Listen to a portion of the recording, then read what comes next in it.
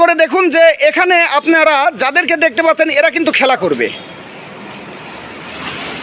আপনারা দেখেন এখানে বাইরের থেকেও প্লেয়াররা আসবে খেলা করতে এবং খেলা দেখতে। তাই আপনারা আজ বৈকাল 4 ঘটিকার সময় মিরপুর অফ দা ফুটবল মাঠে অবশ্যই আসবেন। পবিত্র ঈদুল আজহার আনন্দ উপভোগ করতে এই খেলাটি আপনারা অবশ্যই দেখবেন এবং অংশগ্রহণ করবেন।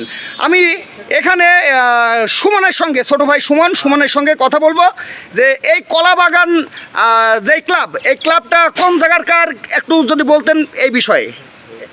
আমরা অনেক দিন আগে মিরপুর সেন্টার পাড়ার এই পশ্চিম পাশে একটা মাঠ ছিল, পরিত্যক্ত ফসল ক্ষেত, তো ওইখানে আমরা এলাকা আগে খেলা করতাম। আচ্ছা। আমরা অনেক যখন ছোট ছিলাম তখন থেকে এই ক্লাবটা আমরা চালু করেছিলাম। তো আচ্ছা। এখন আস্তে আস্তে এটা বিলুপ্তি হয়ে যাওয়ার কারণে আমরা নতুন করে আবার এটাকে পরিচয় তুলে ধরার চেষ্টা করছি।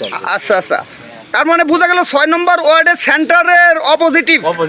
আচ্ছা, পিছন সাইডে একটি কলা বাগান ছিল, এবং সেই কলা বাগানকে কেন্দ্র করেই হচ্ছে কলা বাগান ক্লাব, স্টার ক্লাব। সেই স্টার ক্লাবের উদ্যোগে আজকে বৈকাল 4 ঘটিকার সময় মিরপুর অফ দা ফুটবল মাঠে ফুটবল খেলা হবে।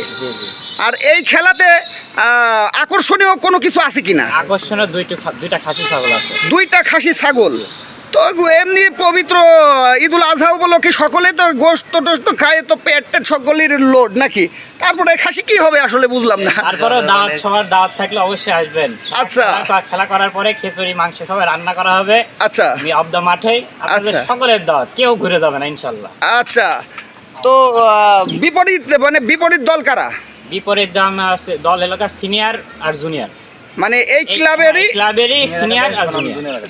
সিনিয়র আর জুনিয়র দুই দলেরই খেলা হবে, তাই তো?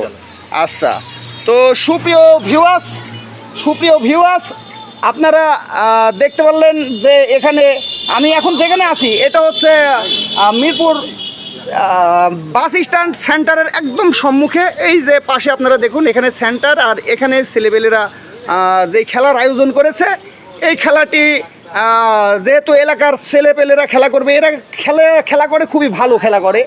এই খেলাটি আপনাদেরও ভালো লাগবে, আশা করি আপনারা অবশ্যই আমাদের মিরপুর অফ দা ফুটবল মাঠে অবশ্যই আসবেন এই খেলাটি উপভোগ করার জন্য। এখানে আরও অনেক ছেলেপেলেরা ছিল, তারা এখন গোসল করতে, কেউ খেতে গেছে, কাজে ব্যস্ত আছে কেউ, তাই এখন নাই। তো অল্প কিছুক্ষণ পরে এরা